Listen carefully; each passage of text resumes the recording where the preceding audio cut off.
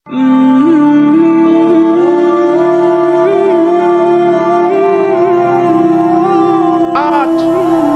আমাকে কথা বলতেই হবে ইনশাআল্লাহ, কারণ আগামীতে আবার আপনাদের সাথে দেখা হবে কিনা আমি জানি না। কথা বলতেই হবে। বসেন, কেউ দাঁড়িয়ে থাকবেন না।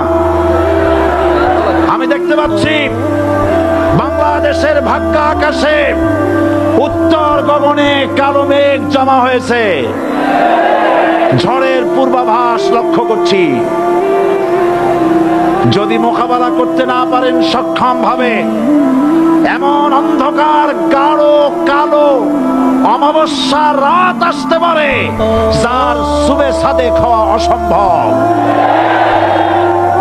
সুতরাং আপনারা কি কাপুরুষের মতো কাফের মুশরিকদের গোলামি করে মরতে চান? বিড়ালের মতো 500 বছর বেঁচে থাকার কোনো লাভ নাই। সিংহের মতো 1 ঘন্টা বাঁচতে চাই। আমাদেরকে বলা হয়